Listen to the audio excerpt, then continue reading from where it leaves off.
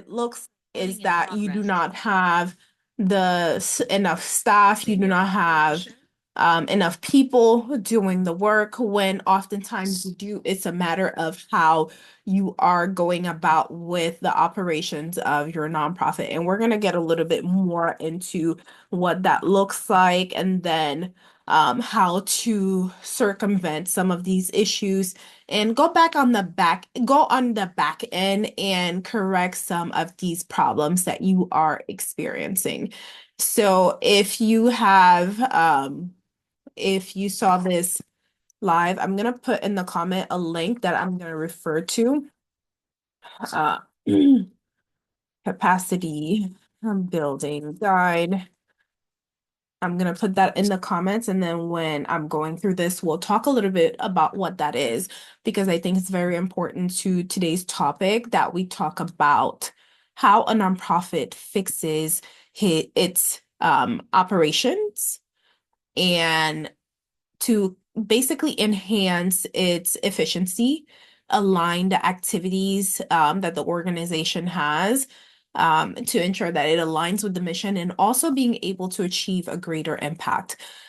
Because if your operations are messy on the back end, it presents itself as you not having enough hands or boots on the ground to do the work because everybody is so busy handling the everyday admin task that they're not able to do the things that move the needle, like building strategic partnerships, building community relationships, making sure they're engaging with community members. So all of these things are things that suffer when the organization is not able to focus or have like an operation that makes sense. So, like, I'm sure you've heard the examples that I just give, but definitely I want you to consider doing an operations audit because I go on meetings with different like local entities, government entities to kind of understand what nonprofits need. And the one of the biggest issues beside financial support what has been staffing with a lot of nonprofit organizations. And they come to discover that staffing is a problem. Based on this conversation, I actually had this conversation this morning.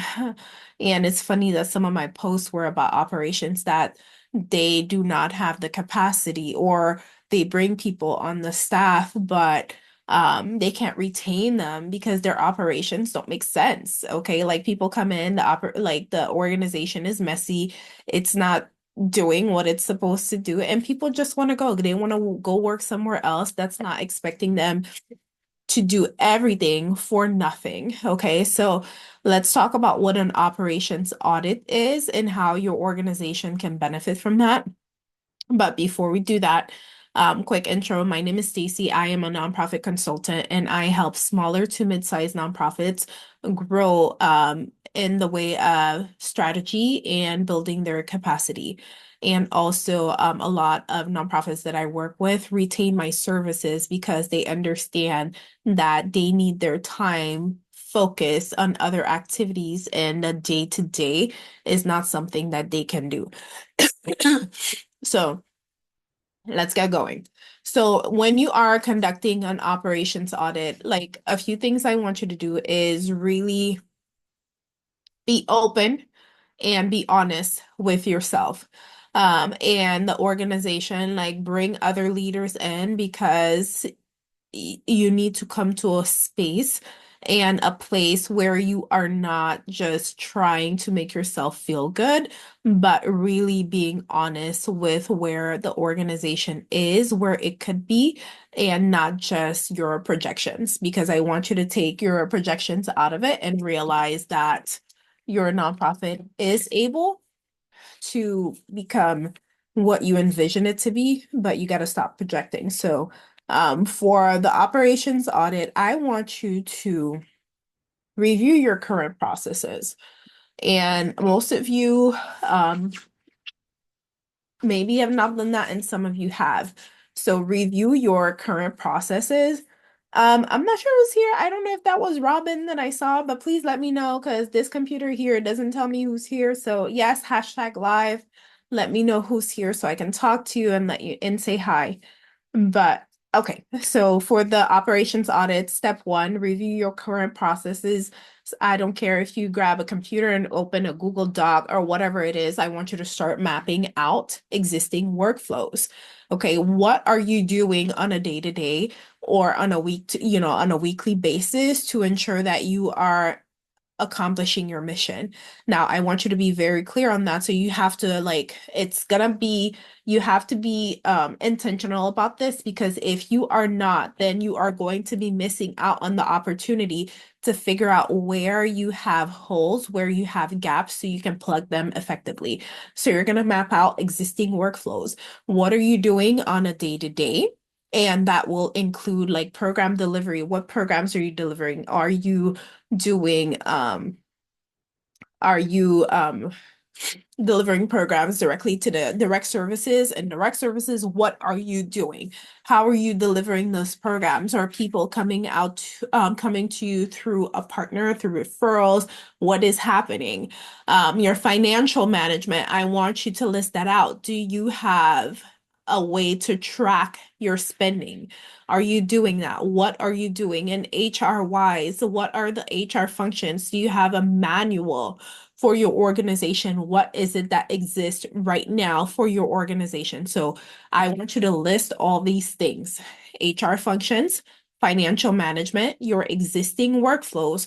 What happens when you guys are doing this activity, right? And your program delivery. I want you to be clear about those and map those out. And now, once you do those, this is the part that is going to take you taking your feelings out of it and being very honest with yourself. Okay, you're going to look for inefficiencies and bottlenecks in all of these processes. Now, let's say we have a program delivery. How long does it take for us to help this person from point A to point B? Could we like when does it slow down? What happens? Are there any bottlenecks? Are there compliance risks with your operation? Maybe you are delivering a program that doesn't align with your mission, or maybe you are soliciting donations and you're not compliant with your state. Maybe you didn't file your 990. So that's what I'm saying. You need to conduct an operations audit, review your current processes, identify the gaps that are existing in your current processes so you can plug them. Okay. Now, when you're done doing that, you need to evaluate the resources. You need to have an assessment for your current staff to figure out what their skills are. You need to have an assessment to figure out what technology tools you have at your disposal, your nonprofit has at its disposal, and the infrastructure that you currently have. Are you working from like let's say Regis, if you rent an office space, are you renting an office space? Do you own an office space? Do you work from home? You need to look at the resources. What's the space that you have access to, the infrastructure, the technology?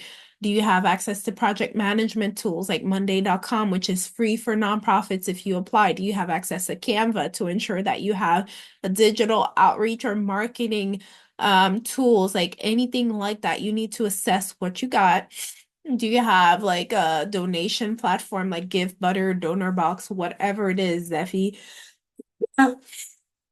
So evaluate what you got, okay?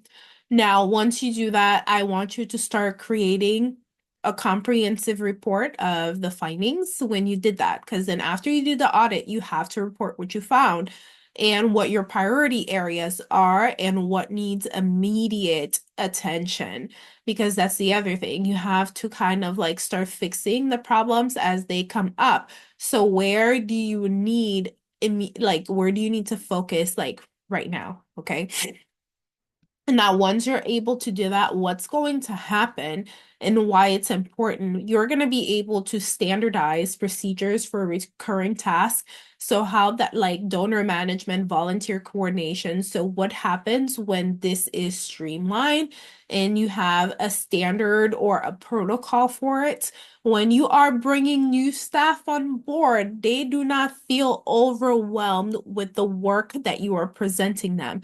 Because I'm not sure for your nonprofit what your turnover has been for employees, but that is a big issue with a lot of smaller nonprofits where they're not able to retain their staff because they do not have the right procedures and processes in place to ensure that people want to stay. And the other thing is like you need to start automating repetitive tasks. Okay, some of these tasks need to be automated, like your email marketing. All it takes is you to schedule emails to go out. Like in one of my videos, I talked about how you can create emails and put them in something like MailChimp or MailerLite and just automate these bad boys. But you also need to collect emails. I have posts on that too. You need to start collecting emails so you can automate things like that. So you can continue sharing what your nonprofit is doing. Okay. And you need to automate things like payroll. Like you still have somebody that needs to run payroll like if you still need someone that will run payroll, have a system for timesheets, like something. But please, you need to start automating the repetitive tasks because then not everything needs to be done on a day to day. Because then, if you do not have the time to complete some of these tasks, delegate and outsource to someone who will, like a bookkeeper, a consultant who will work on retainer, right? Anything like that. Donor acknowledgement, like tools or donor tracking tools, like automate these things so they can reach out to your donors for you. And once you do that, once you start streamlining, you'll be able to develop what's called standard operating procedures, which you can also share with like the appropriate ones you can share with relevant employees that need that information. Because then after you train them, they'll have access to these operating procedures and know, oh, this is how we do email marketing. So we create the email, we write the email, we have the copy, it goes for review or approval to this person. And then I can schedule it on MailerLite or MailChimp, and boom, that's it. Okay, so these procedures and these plans are for you to make sure that you are doing what you need to do and you're not chasing your tail trying to figure things out. Okay.